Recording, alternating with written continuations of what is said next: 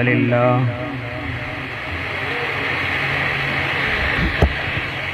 الحمد لله نحمده ونستعينه ونستغفره ونؤمن به ونتوكل عليه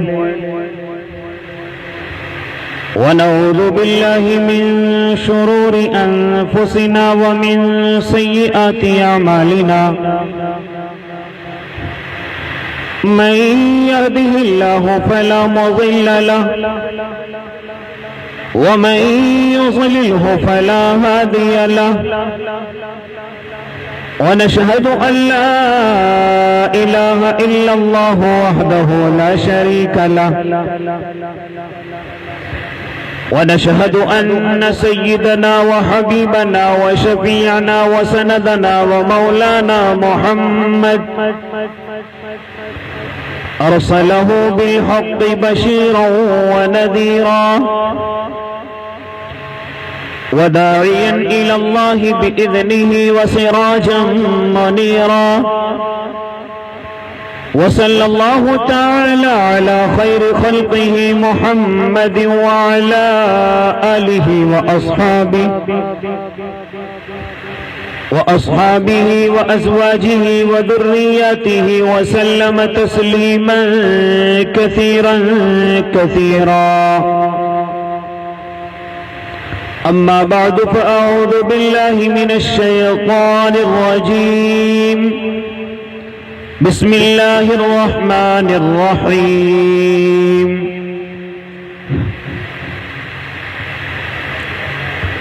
يا أيها الذين آمنوا وقال النبي صلى الله عليه وسلم من أحب لله ومن أبغض لله ومن أعطى لله ومنع لله فقد استكمل الإيمان صدق الله العظيم وصدق رسوله النبي الكريم ونحن على ذلك من الشاهدين والشاكرين والحمد لله رب العالمين. جس دور پہ نازاں تھی دنیا اب ہم وہ زمانہ بھول گئے، غیروں کو جگانا یاد رہا، خود ہوش میں آنا بھول گئے. اذان تو اب بھی ہوتی ہے مسجد کی فضا میں اے انور، جس ضرب سے دل ہل جاتے تھے وہ ضرب لگانا بھول گئے. منہ دیکھ لیا ہے آئینے میں پر داغ نہ دیکھا سینے میں، منہ دیکھ لیا ہے آئینے میں پر داغ نہ دیکھا سینے میں، دل ایسا لگایا جینے میں مرنے کو مسلمان بھول گئے. باوقار علماء کرام، معزز سامعین عظام، عزیز دینی بھائیوں، بزرگوں، نوجوانوں اور معصوم بچوں اور آن لائن سننے والے میرے بھائی اور میری مائیں اور بہنوں،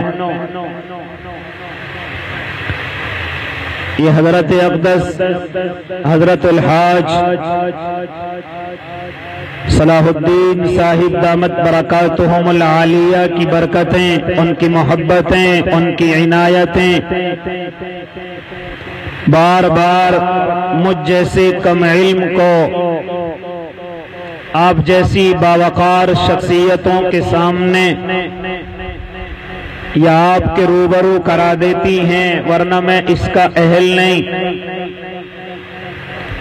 اگر میں یہ کہوں کہ حضرت شیخ صاحب کی طرف بڑے بڑے اکابرین امت کا اعتماد بڑھتا جا رہا ہے، جس کی وجہ سے بڑے بڑے علماء بڑے بڑے بزرگ اپنی قیمتی امانتوں کو حضرت شیخ صاحب کو نواز رہے ہیں۔ دعا کریں کہ اللہ حضرت والا کا سایہ دیر تک قائم اور دائم فرمائے۔ میرے بھائی،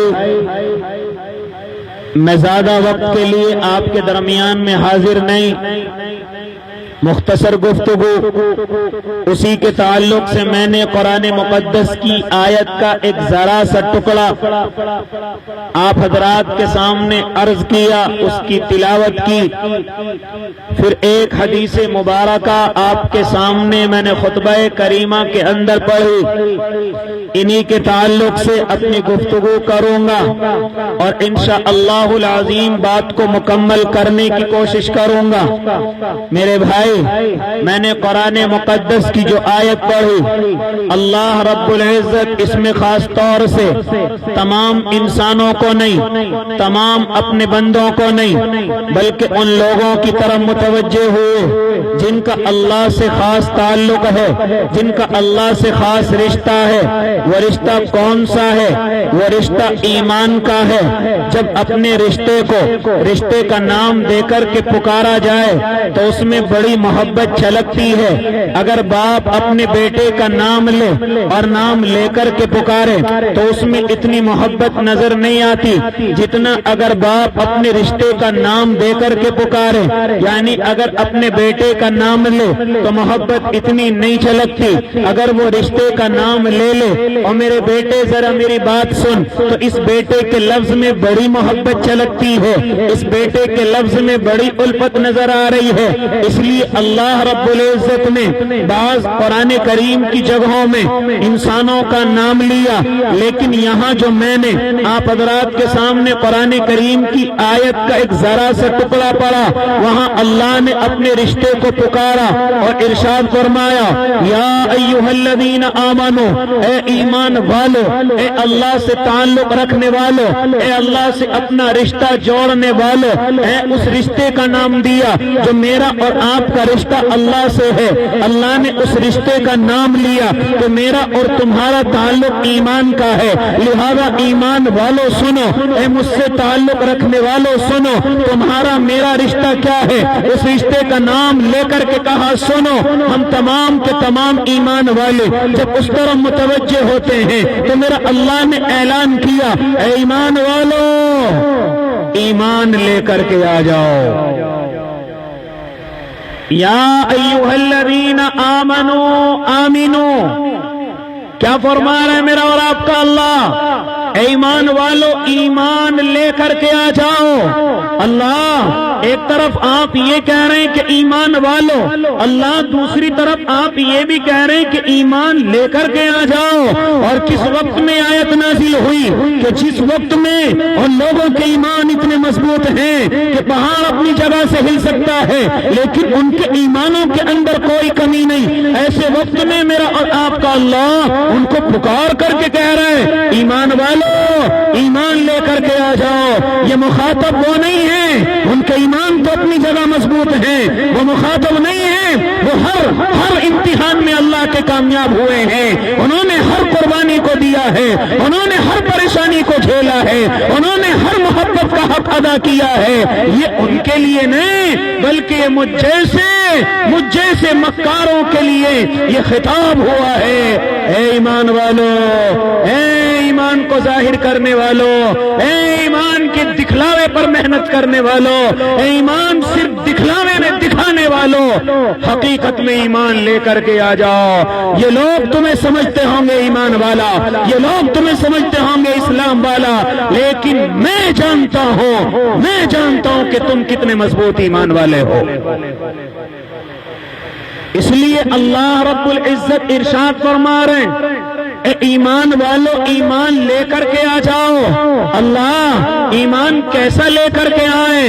ہاں یہ سوال صحیح ہے، یہ ظاہری بناوٹ نہیں، یہ ظاہری دکھلاوا نہیں، یہ ظاہری ریاکاری نہیں، یہ لوگوں جیسے جیسے لباس پہن کر کے، علماء جیسے لباس پہن کر کے، اللہ کے نیک بندوں کے لباس پہن کر کے یہ دکھلاوا نہیں، بلکہ صحیح میں ایمان لے کر کے آ جاؤ۔ اگر چاہتے ہو کہ اللہ کی پکڑ سے بچ جاؤ، اگر چاہتے ہو کہ دنیا کی ذلتوں سے بچ جاؤ، اگر چاہتے ہو کہ دنیا میں تم سرخرو ہو جاؤ، اگر چاہتے ہو کہ دنیا میں تمہیں تمہاری عزتیں واپس کر دی جائیں، تمہیں تمہاری عزتیں واپس کر دی جائیں، تو حقیقت میں ایمان لے کر کے آ جاؤ، حقیقت میں وہ ایمان لے کر کے آ جاؤ جس ایمان کو اللہ چاہتا ہے،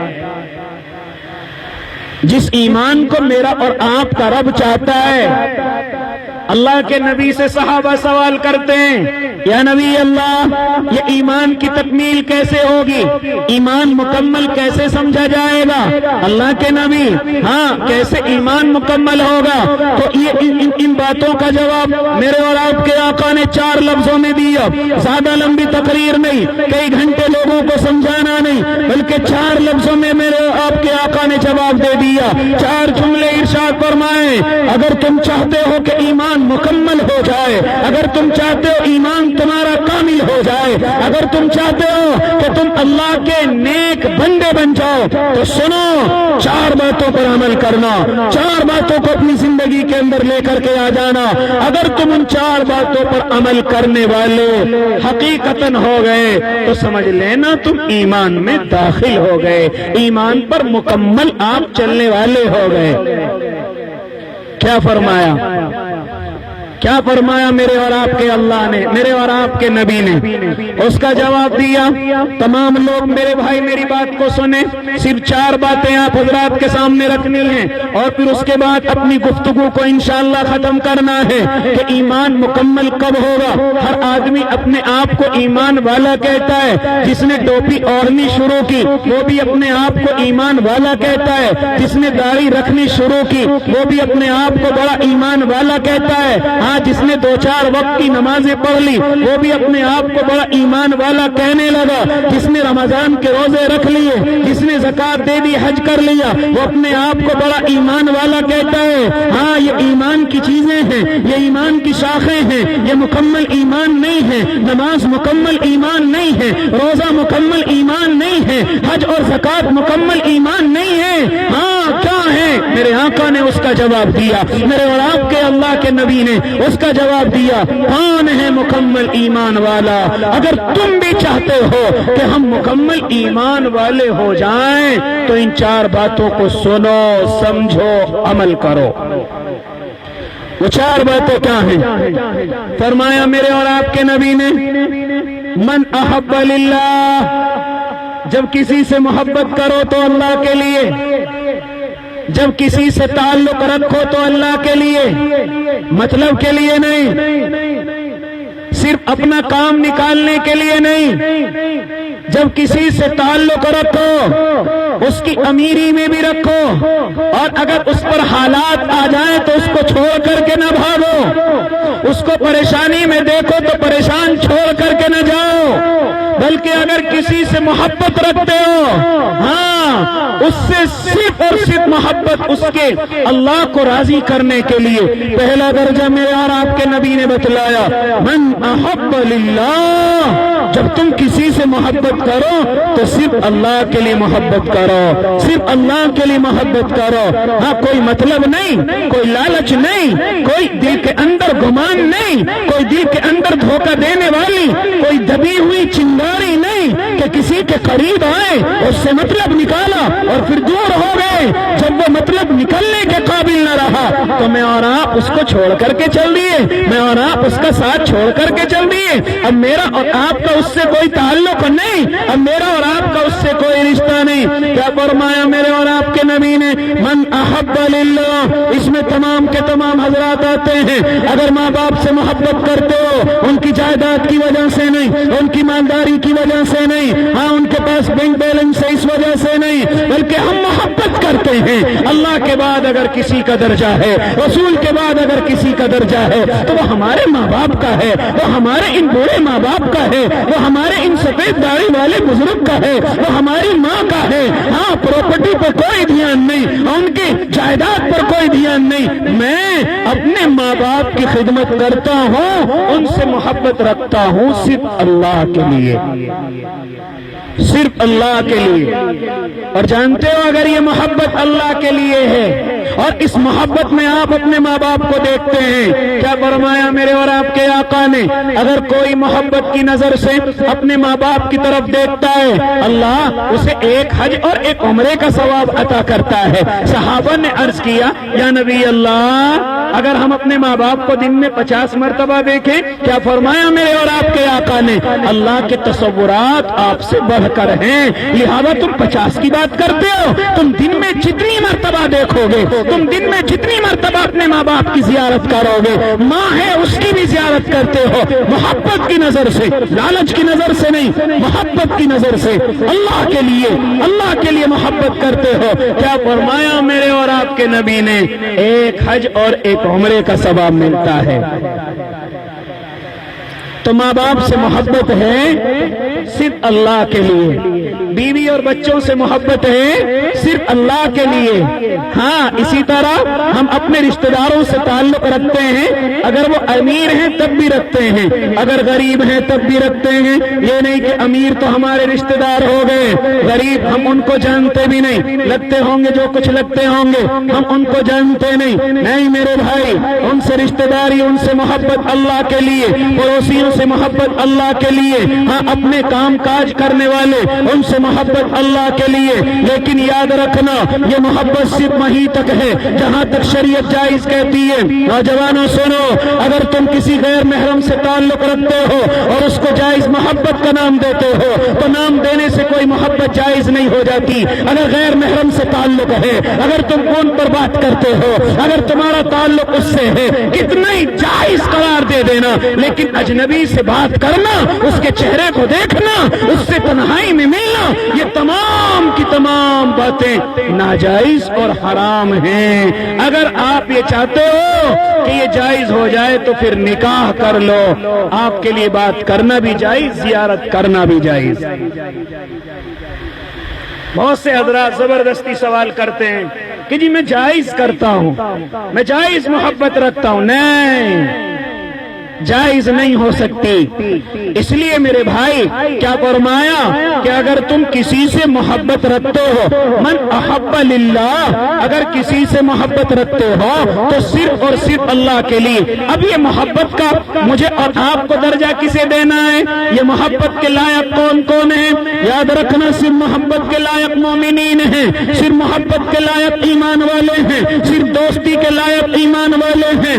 علماء نے سختی سے منع کیا ہے، جو اللہ کو نہیں مانتے وہ محبت کے لائق نہیں ہے، وہ دوستی کے لائق نہیں ہے۔ یہ بات شاید آپ کی سمجھ نہ آئے، یہ بات شاید آپ کو کڑوی لگ جائے، لیکن میں یہ گفتگو کروں گا، وہ محبت کے لائق نہیں ہے، وہ دوستی کے لائق نہیں ہے۔ ہاں انسانیت کے ناطے آپ ان کی مدد کریں، آپ کو ثواب ملے گا۔ پریشان نظر آ جائے اس کی پریشانی دور کریں، آپ کو ثواب ملے گا۔ کوئی بھوکا نظر آ جائے آپ کھانا کھلائیں، آپ کو ثواب ملے گا۔ کوئی ننگا نظر آ جائے آپ اس کو کپڑا پہنائیں، ثواب ملے گا۔ قربانی کا گوشت وغیرہ آپ اپنے جو اللہ کو نہیں مانتا اس کو بھجوائیں، آپ کو ثواب ملے گا۔ لیکن محبت کا حق نہیں ہے۔ محبت کا حق کس کا ہے؟ صرف مومنین کا۔ یہ میں بات اپنی طرف سے نہیں کہہ رہا ہوں، بلکہ اٹھائیے قرآن کریم، پڑھیے اس آیت کو، لا يتخذ المؤمنون الكافرین اولیاء من دون المؤمنین۔ نہیں جائز ہے آپ کے لیے کہ آپ مومنوں کو چھوڑ کر کے آپ غیروں سے محبت کریں، آپ غیروں سے اپنی دوستی کو بڑھائیں۔ آج یہی وجہ ہے کہ میں اور آپ مسلمانوں سے نفرت کرنے لگے ہیں۔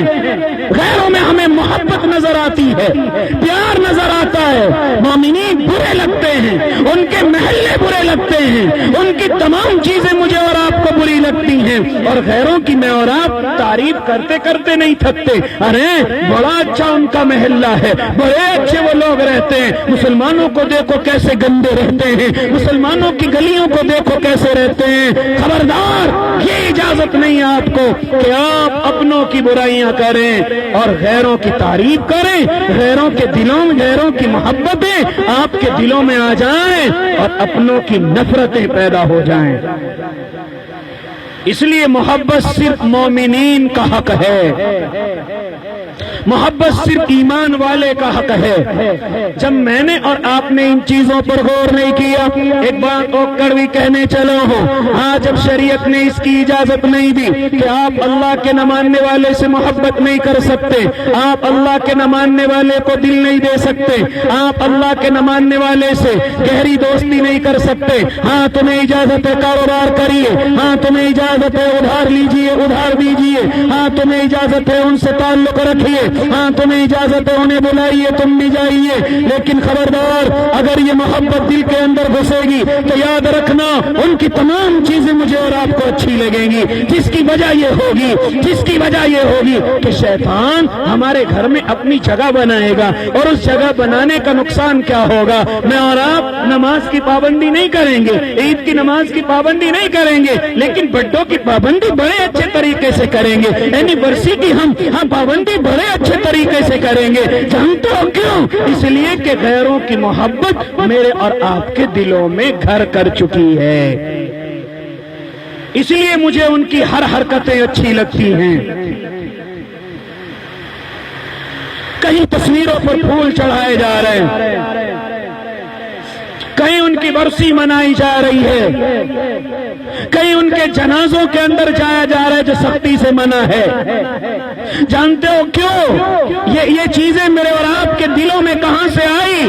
میں نے اور آپ نے ان کی محبتوں کو اپنے دلوں میں جگہ دے دی۔ ایک بڑا نقصان اور کہنے چلو، جانتے ہو اس کا نقصان کیا ہوا؟ اس کا نقصان یہ ہوا کہ ہمارے بیٹے اور بیٹیوں نے جب اس محبت کو اپنے دل میں جگہ دی تو ایمان سے ہاتھ دھو بیٹھے، اسلام سے ہاتھ دھو بیٹھے، جس چیز کو شریعت نے منع کیا تھا، جس چیز کو آقا نے منع کیا تھا اور پھر علماء نے سختی سے منع کیا تھا کہ مومنین کے علاوہ دوستی کی اجازت نہیں، مومنین کے علاوہ محبت کی اجازت نہیں، میں نے اور آپ نے ان چیزوں پر پابندیاں نہیں لگائی تو نئے نئے تیوہار میرے اور آپ کے گھروں کے اندر آ گئے، نئی نئی چیزیں منانے کی جگہ میرے اور آپ کے گھر بن گئے۔ اس سے بڑا نقصان یہ ہوا کہ میرے اور آپ کے بیٹے اور بیٹیاں جب غیروں سے محبت میں پڑ گئی تو آج وہ ایمان سے بھی ہاتھ دھو بیٹھے۔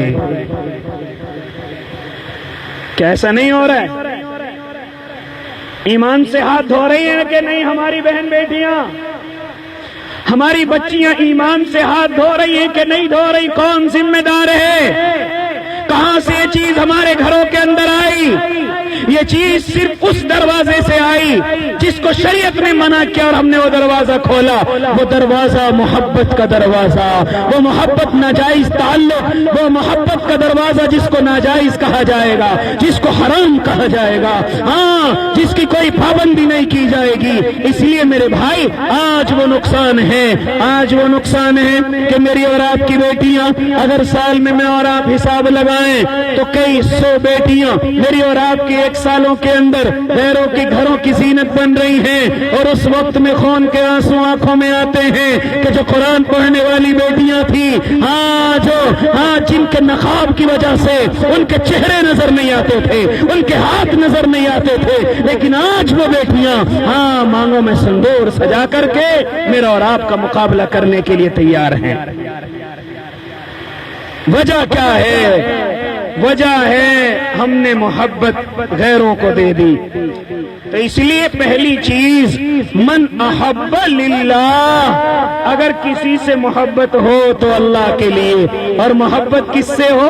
صرف محبت مومنین کا حق ہے۔ محبت کس سے ہو؟ میری محبت سب سے پہلے اللہ سے ہو، پھر اللہ کے نبی سے ہو، پھر میری اور آپ کی محبت علماء سے ہو، صحابہ اکرام سے ہو، پھر اللہ کے ایسے ولیوں سے ہو، پھر اللہ کے دیوانوں سے ہو، پھر اللہ والوں سے ہو، پھر تمام مومنین سے ہو جو ایمان مضبوط رکھتے ہیں، جو اللہ کو مانتے ہیں۔ صرف محبت محبت ان کا حق ہے، صرف دوستی ان کا حق ہے۔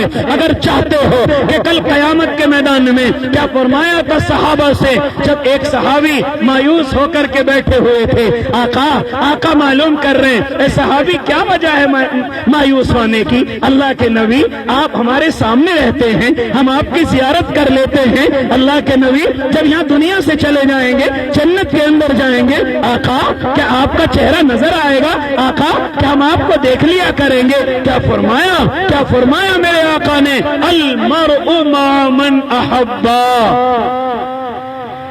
کل قیامت میں انسان اسی کے ساتھ ہوگا جس سے وہ محبت کرتا ہوگا۔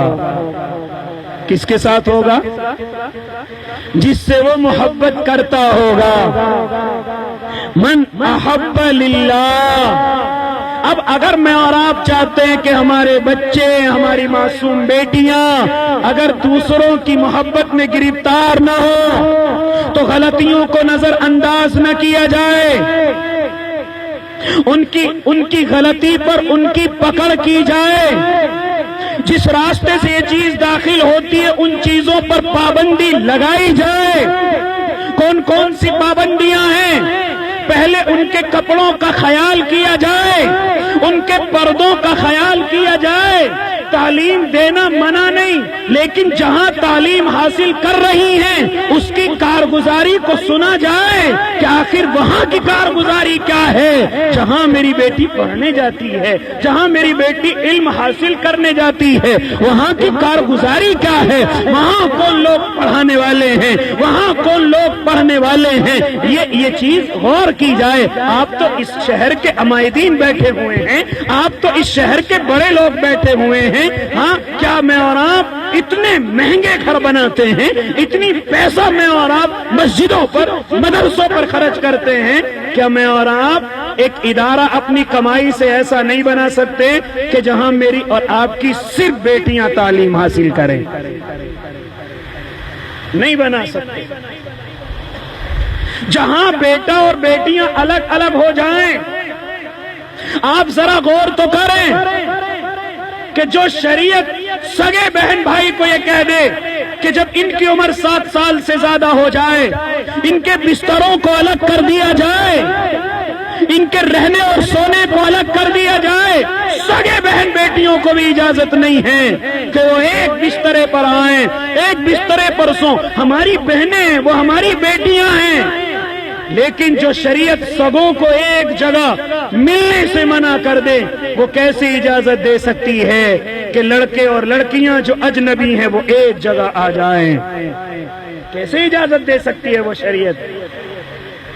کیا نہیں پڑھی آپ نے اللہ کے نبی کی حدیث کہ جب تمہارے بچے 7 سال کے ہو جائیں تم نماز کا حکم کرو، 10 سال کے ہو جائیں نہ پڑھنے پر ان پر تنبیہ کرو، اور جب تمہارے بچے 7 سال سے زیادہ ہو جائیں تو ان کو بستروں کو بھی ان کے الگ کر دو۔ یہ میں اپنی بات نہیں کر رہا ہوں، میں اپنے آقا کی بات کرنے لگا ہوں۔ کوئی تو وجہ ہوگی جو آقا نے یہ جملہ ارشاد فرمایا۔ اس لیے معزز سامعین عظام، وہ راستے کون کون سے ہیں؟ پہلے اپنے بچوں کے میں اور آپ کپڑوں کا خیال کریں، اور میں اور آپ ایک مشورے کے طریقے سے بات کہنے لگا۔ ایک ادارہ اپنا تیار کیا جائے اپنی بیٹیوں کے لیے، اپنی بہنوں کے لیے ایک ادارہ تیار کیا جائے جہاں میں اور آپ مدرسوں پر بڑا خرچ کرتے ہیں اور اللہ اور بھی زیادہ خرچ کرنے کی توفیق دے دے۔ میرے بھائی مسجدوں پر بڑا خرچ کرتے ہیں، لیکن اس کے علاوہ اگر میں اور آپ سر جوڑ کر کے بیٹھیں اور ایک ادارہ ایسا قائم کریں جہاں ہماری بیٹیاں انجینئر بن کر کے نکلیں، ہاں لیکن پردے میں کمی نہ آئے، ان کے عقیدے میں کمی نہ آئے، ان کے ایمان میں کمی نہ آئے، انجینئر بنے، ڈاکٹر بنے، کوئی منع نہیں، میری اور آپ کی ضرورت ہے، لیکن خیال کیا جائے کہ میری اور آپ کی بیٹی عقیدے سے دور نہ ہو جائے، میری اور آپ کی بیٹی ایمان کو اپنے کمزور نہ کر بیٹھے۔ یہ کب ہوگا؟ یہ جب ہوگا جب میرے اور آپ کے اپنے ادارے ہوں گے۔ دوسری چیز، موبائل پر سختی سے بیٹیوں کے بیٹوں کے پابندی لگا دی جائے، خاص طور سے یہ بڑا موبائل جس میں اگر دیکھنے لگو تو کچھ نظر نہیں آئے اور اگر چلانے لگو تو سب کچھ نکل جائے، سختی سے پابندی لگائی جائے۔ اگر وقت ہوتا تو میں اور آپ کو کارگزاریاں سناتا، لیکن کارگزاری کا وقت نہیں۔ آپ بھی مجھ سے زیادہ سمجھدار ہیں، شہر کے حالات سے واقف ہیں، اور شہر کے نہیں بلکہ پورے ملک کے، پوری دنیا کے حالات سے واقف ہیں۔ کس طریقے کی سازشیں اور پلاننگیں میری اور آپ کی بیٹیوں کے خلاف کی جا رہی ہیں۔ پہلی کمی یہ کہ کپڑوں کا خیال نہیں کرتے، دوسری کمی یہ کہ جہاں پڑھنے جا رہی ہے اس کا خیال نہیں کرتے، تیسری کمی یہ کہ موبائل پر کوئی پابندی نہیں، چوتھی کمی میں آپ سے بتلانے چلا، میں نے اور آپ نے اپنی بیٹیوں کی عمریں بہت زیادہ کر دی ہیں، جس کی ایک وجہ جہیز بھی ہے، جس کی ایک وجہ شادی کا نام و نمود بھی ہے، جس کی ایک وجہ پورے محلے میں، پورے شہر میں میرا نام ہو جائے، اس وجہ سے میری اور آپ کی بیٹیاں جوانی کی دہلیز سے آگے جا چکی ہیں۔ اب وہ قدم نہ اٹھائیں، غلط قدم نہ اٹھائیں تو کیا کریں میرے بھائی؟ اس لیے میرے بھائی میں اپنی بہنوں سے بھی گفتگو کرنے چلا، اجازت نہیں کہ آپ کسی سے، آپ غیروں کی بات کرتی ہیں، میں بات کرنے لگا مسلمانوں سے بھی، جو اجنبی لڑکے ہیں ان سے بھی تعلق کی اجازت نہیں، تنہائی میں بات کرنے کی اجازت نہیں، ان سے گفتگو کی اجازت نہیں، فون پر بات کرنے کی اجازت نہیں، سختی سے منع کیا گیا ہے۔ اور یہاں تک کہ بیوی کو حکم دے دیا جو کسی شوہر کے نکاح میں ہے، اگر کوئی اجنبی تم سے آ کر کے گفتگو کرو تو اس سے سختی سے بات کرو، اس سے غصے سے بات کرو، تاکہ وہ تمہاری آواز کی لذت محسوس کر کے بار بار تم سے بات کرنے کی کوشش نہ کرے۔ اگر کوئی آئے اور شوہر آپ کا گھر پر نہیں ہے، شوہر آپ کا فون پر نہیں ہے، آپ فون اٹھاتی ہیں یا آپ دروازہ کھولتی ہیں، کوئی اجنبی آ جاتا ہے تو آپ کو اجازت نہیں کہ آپ اپنی آواز میں نرماہٹ پیدا کر کے اس سے گفتگو کریں، نہیں، اجازت ہے کہ غصے سے بات کریں، اور جب شوہر آ جائے تو اس سے نرم گفتگو کریں۔ لیکن میری مائیں بہنوں کا آج کل معاملہ الٹا ہے، شوہر سے غصے میں بات کرتی ہیں، اور کوئی اجنبی آ جائے تو اس سے بڑی نرم گفتگو کرتی ہیں۔ یہ ایک نقصان کی ایک بڑی وجہ ہے۔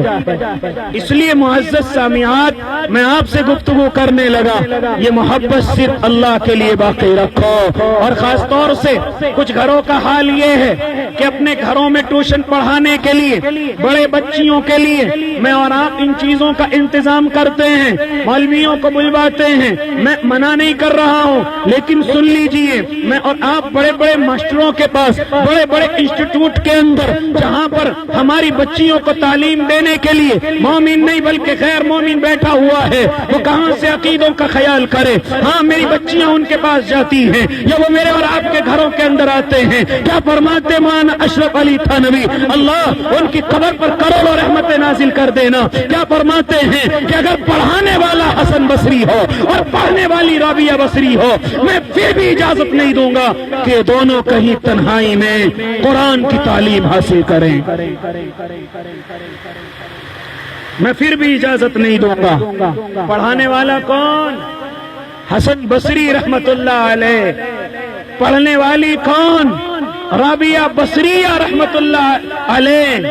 دونوں کے دونوں اپنے وقت کے ولی اور ولیاں ہیں، لیکن کیا فرماتے تھے؟ شیطان ان کو بھی نہیں چھوڑے گا، اس لیے اجازت نہیں، اجازت نہیں، اجازت نہیں۔ تو پہلا جملہ اللہ کے نبی صلی اللہ علیہ وسلم ارشاد فرماتے ہیں کہ اگر تم یہ چاہتے ہو کہ اللہ تمہارے ایمان کو مکمل کر دے، جو فرمایا میرے اور آپ کے آقا نے، من احب للہ، جب کسی سے محبت کرو تو اللہ کے لیے کرو، جب کسی سے تعلق رکھو تو اللہ کے لیے رکھو، جب کسی سے دوستی کرو تو اللہ کے لیے، لالچ کے لیے نہیں، مطلب کے لیے نہیں۔ دوسرا جملہ ارشاد فرمایا، من ابغض للہ، ایسی اگر کسی سے نفرت کرو تو اللہ کے لیے کرو، اگر کسی سے دل میں بغض رکھو تو اللہ کے لیے رکھو۔ یہ گناہ کرتا ہے اس لیے میں اس سے بات نہیں کرتا، یہ کلم کھلا غلطی کرتا ہے اس لیے میں اس سے بات نہیں کرتا، میں اس سے اپنا تعلق نہیں رکھتا۔ کیوں؟ اس لیے کہ اللہ کو کلم کھلا ناراض کرتا ہے، کلم کھلا گناہ کرتا ہے۔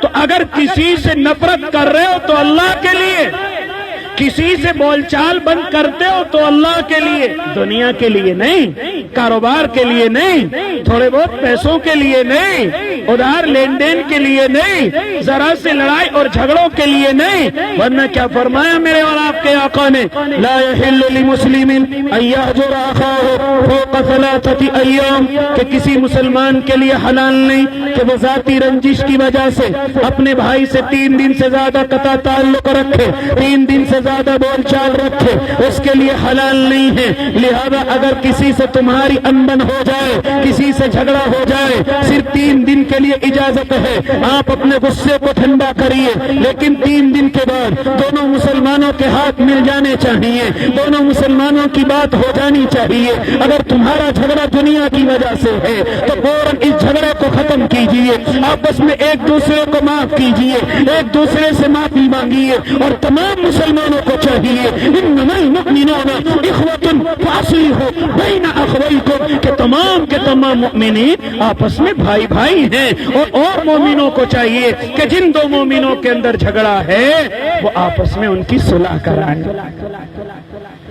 پڑوسیوں کی ذمہ داری، رشتہ داروں کی ذمہ داری، ملنے جلنے والوں کی ذمہ داری، کون کون ایسے ہمارے بھائی ہیں جو دنیا کی وجہ سے آپس میں جھگڑے اور ان کی آپس میں گفتگو نہیں؟ ہماری ذمہ داری ہے کہ ہم تمام کے تمام ان کی صلح کرائیں، جب تک وہ آپس میں بات نہ کر لے مجھے اور آپ کو نیند نہ آئے۔ ارے ہمارے 2 مسلمان بھائی ہیں، خدا نہ خواستہ اگر اسی حالت میں دنیا سے رخصت ہو گئے تو ان کا ٹھکانہ کہاں ہوگا؟ ان کا ٹھکانہ تو جہنم ہوگا۔ لہذا ہم سب کی ذمہ داری بنتی ہے، اور یہاں تک کہ میرے اور آپ کے آقا کو جب معلوم ہو کہ 2 قبیلے آپس میں جھگڑ چکے ہیں، نماز کو دیر ہو رہی ہے، آقا نماز کی پرواہ نہیں کر رہے، اور ان 2 مسلمانوں کا اور ان 2 قبیلوں کا آپس میں صلح صفائی کرا رہے ہیں۔ یہاں جب صلح صفائی ہو گئی تو میرے اور آپ کے آقا پہنچے، دیکھا کہ حضرت ابوبکر نماز پڑھا رہے ہیں، 1 رکعت نکل چکی ہے، حضرت ابوبکر پیچھے کی طرف ہٹتے ہیں، میرے آقا نے اشارہ کر دیا ابوبکر مکمل کیجئے۔ ہاں جانتے ہو یہ رکعت کیوں چھٹی میرے آقا کی؟ صرف 2 مسلمانوں کی آپس میں صلح کرانے کی وجہ سے، 2 بھائیوں کی آپس میں صلح کرانے کی وجہ سے۔ سب سے بڑی اہم رات شب قدر ہے، میں اور آپ مانتے ہیں، لیکن مجھے اور آپ کو معلوم نہیں وہ شب قدر کب ہے۔ جانتے اس کی وجہ کیا ہے؟ حضرت جبرائیل آ رہے ہیں زمین کے لیے اللہ کے نبی سے ملاقات کرنے کے لیے، تاکہ یہ شب قدر کا تحفہ اللہ کے نبی کو دے دوں اور وہ اپنے صحابہ کو بتا دیں۔ لیکن جیسے ہی زمین پر اترتے ہیں، دیکھا کہ 2 مسلمان آپس میں جھگڑ رہے ہیں، ان کے جھگڑنے کی وجہ سے حضرت جبرائیل کیوں آئے یہ آنا بھول گئے، واپس گئے۔ ہاں اب بھول چکے ہیں، اب یہ نعمت ان سے اٹھا لی جائے، یہ آپس میں جھگڑتے ہیں، یہ آپس میں لڑتے ہیں، لہذا یہ اس نعمت کے لائق نہیں ہے، لہذا ان کو یہ نعمت نہ دی جائے، یہ شب قدر کی نعمت چھین لی گئی۔ میرے آقا نے آنسو بہائے، اللہ یہ نعمت کیوں چھین لی گئی؟ اے میرے محبوب اگر آپ آنسو بہاتے ہیں، لو ہم تمہیں وہ دن تو اب بھی نہیں بتلائیں گے، آپ شب قدر کو تلاش کریں، رمضان کی طاق راتوں میں، رمضان کی آخری راتوں میں اس کو تلاش کریں، لیکن ہم تمہیں بتائیں گے نہیں وہ رات کب ہوگی۔ جانتے ہو اس رات کو مجھ سے اور آپ سے کیوں چھپایا گیا؟ صرف ہمارے جھگڑے کی وجہ سے،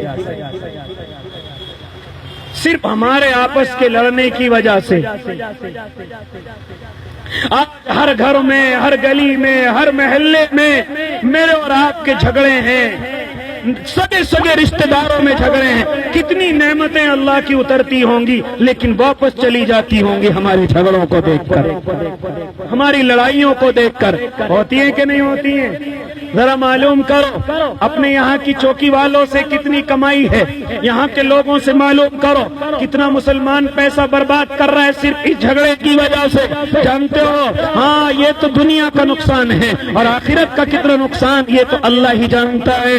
اس لیے میرے بھائی اگر میں اور آپ کسی سے نفرت کرتے ہیں صرف اللہ کے لیے نفرت کریں، اگر کسی سے بغض رکھتے ہیں صرف اللہ کے لیے بغض رکھیں، دنیا کی وجہ سے نہیں، دنیا کے لالچ کی وجہ سے نہیں، اس لیے پہلا جملہ ارشاد فرمایا من احب للہ، کسی سے محبت رکھو تو اللہ کے لیے، من ابغض للہ، اگر کسی سے بغض رکھتے ہو تو صرف اللہ کے لیے۔ تیسرا جملہ ارشاد فرمایا من اعطا للہ، اگر کسی پر خرچ کرتے ہو تو وہ بھی اللہ کے لیے، یعنی بیوی پر خرچ کرتے ہو اللہ کے لیے، بچوں پر خرچ کرتے ہو وہ بھی اللہ کے لیے، ماں باپ پر خرچ کرتے ہو وہ بھی اللہ کے لیے، مسجد پر خرچ کرتے ہو، مدرسوں پر خرچ کرتے ہو وہ بھی اللہ کے لیے، کوئی مانگنے والا آ جائے اس پر بھی خرچ کرتے ہو تو اللہ کے لیے، یعنی جیب سے اگر تمہارے ایک بھی روپیہ نکل رہا ہے تو صرف اور صرف وہ اللہ کے لیے ہونا چاہیے، شیطان کو راضی کرنے کے لیے نہیں۔ کس طرح خرچ کرنا ہے، کس طرح اپنے اللہ کو خرچ کرنے میں راضی کرنا ہے۔ حضرت سعد ابن وقاص ہیں، حضرت سعد ابن وقاص ہیں، فاتح ایران کہلائے، ایک علاقے کو فتح کرتے ہیں، آ کر کے تخت پر بیٹھ جاتے ہیں، آواز لگاتے ہیں، تمام کے تمام مجاہدین آ کر کے اپنا اپنا مال غنیمت جو بھی ان کے ہاتھوں میں لا کر کے جمع کر دیں، چنانچہ جمع کر دیا گیا۔ 1 2 3 دن ہو گئے، تیسرے دن حضرت سعد بیٹھے ہوئے ہیں، کیا دیکھتے ہیں ایک اللہ کا بندہ سامنے سے آ رہا ہے، ہاں اس کا چہرہ نقاب میں چھپا ہوا ہے، چنانچہ اس کے چہرے سے معلوم نہیں ہوتا کون ہے، لہذا وہ آیا ہے، اس کے ہاتھ میں ایک میلا کچیلا سا کپڑا ہے، لہذا وہ اس کپڑے کو لے کر کے حضرت سعد کے سامنے بیٹھ گیا۔ حضرت سعد کہتے اللہ کے بندے کیا لے کر کے آئے ہو، لہذا انہوں نے وہ کپڑا کھولا تو اس میں اس وقت کے کمانڈر کے سر پر سجنے والا تاج ہے، جس کے چاروں طرف ہیرے جڑے ہوئے ہیں، موتی جڑے ہوئے ہیں۔ حضرت سعد کبھی اس تاج کو دیکھتے ہیں،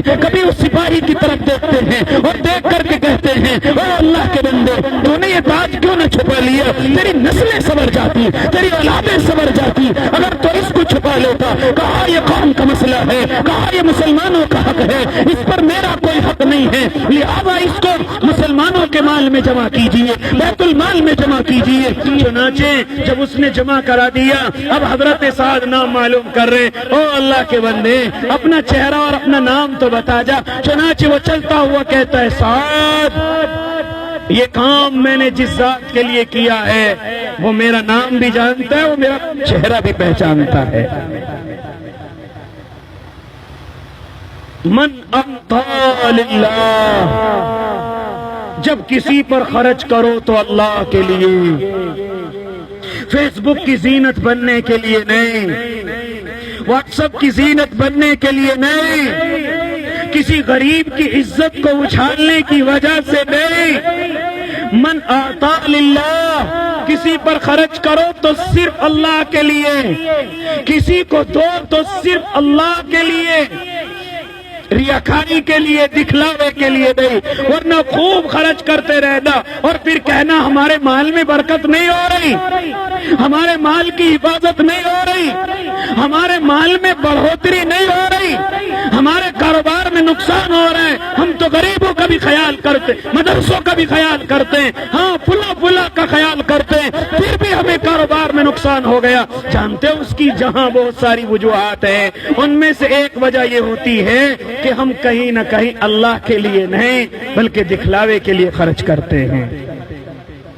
من اعطا للہ، اور یہ خالی غیروں کے لیے نہیں بلکہ اگر اپنی بیوی اور بچوں پر بھی خرچ کرو تو اللہ کے لیے، کھانوں پر بھی خرچ کرو، کپڑوں پر بھی خرچ کرو، مکان پر بھی خرچ کرو، لیکن صرف اور صرف اللہ کے لیے۔ کس کے لیے بھائی؟ اللہ کے لیے۔ اور منع کرو کسی کو تو اپنی ذاتی رنجش کی وجہ سے نہیں، یہ میری برادری کا ہے نہیں ہے اس وجہ سے نہیں، بلکہ منع کر رہا ہوں اللہ کے لیے، ٹھیک جگہ پر نہیں لگے گا۔ بیوی نے ضد کی مجھے کپڑے چاہیے، ضد پوری کیجئے، لیکن بیوی کہہ رہی ہے ایک بڑی LCD گھر کے اندر لگا لیجئے، نہیں خرچ کروں گا میں اس میں پیسے، تو یہ منع کرنا کس کے لیے ہے؟ اللہ کے لیے۔ اس لیے مایا میرے اور آپ کے آقا نے من اعطا للہ، جب کسی کو دو تو بھی اللہ کے لیے، وہ منع للہ، اور جب کسی کو کسی چیز کے لیے منع کرو تو وہ بھی اللہ کے لیے.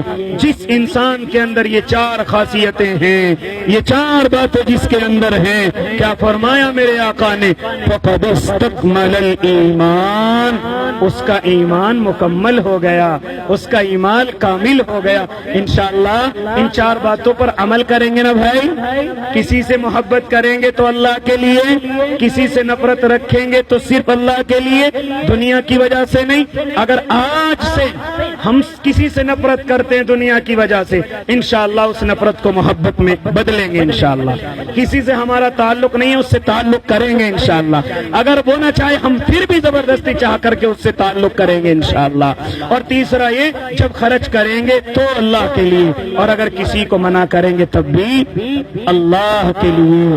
اللہ مجھے بھی اور آپ کو بھی ان 4 باتوں پر عمل کرتے مکمل ایمان والوں میں اللہ مجھے اور آپ کو شامل فرما لے. آمین. وآخر دعواہم ان الحمدللہ رب العالمین.